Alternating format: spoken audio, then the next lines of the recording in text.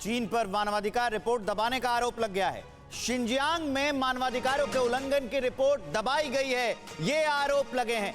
चीन पर संयुक्त राष्ट्र की रिपोर्ट दबाने का आरोप है। यूएन की रिपोर्ट में उइगर मुस्लिमों की ज्यादती जो हो रही है उन पर, उसका भी जिक्र किया गया है।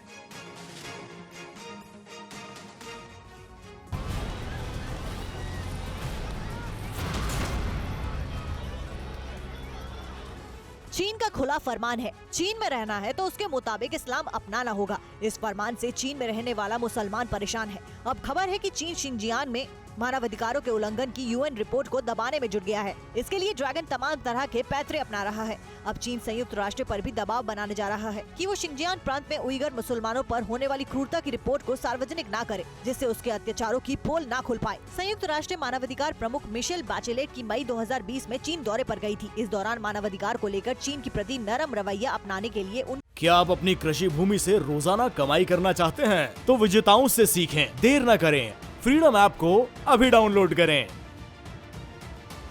की काफी आलोचना भी हुई। इसके साथ ही उन्होंने शिनजियांग पर एक रिपोर्ट भी प्रकाशित करने की बात कही थी। चीन मिशेल बैचेलेट की इसी रिपोर्ट को प्रकाशित करने से रोकने के लिए संयुक्त राष्ट्र के तमाम देशों पर दबाव बना रहा है। ऐसे में कहा जा रहा है कि अब समय आ गया है कि सभी लोकतांत्रिक देश एक साथ आएं और चीन को वैश्विक मंचों से अलग थलग कर दें।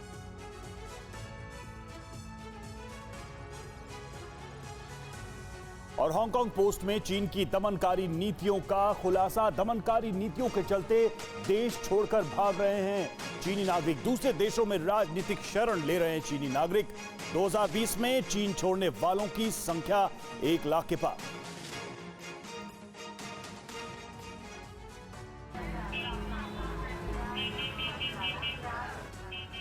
चीन की दमनकारी नीतियों से तंग होकर चीन के अमीर और मध्य वर्गीय लोग अब देश छोड़कर भागने में लगे हैं। दूसरे देशों में राजनीतिक शरण मांग रहे हैं। हांगकांग पोस्ट के अनुसार लोग अब चीन में नहीं रहना चाहते हैं, क्योंकि उन्हें लगातार चीनी शासन से जूझने की चुनौतियों से निपटना होता है।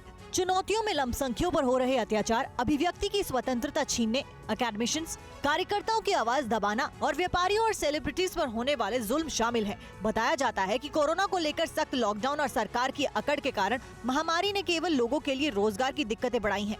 मध्य वर्गों को दूसरे देशों में जाकर जीने के लिए मजबूर होना पड़ रहा है।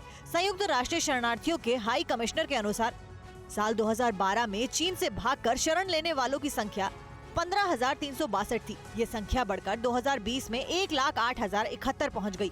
चीनी लोगों के लिए राजनीतिक शरण लेना भी मुश्किल काम है। फिर भी पिछले 3 सालों में एप्लीकेशन की संख्या में बढ़ोतरी हुई है।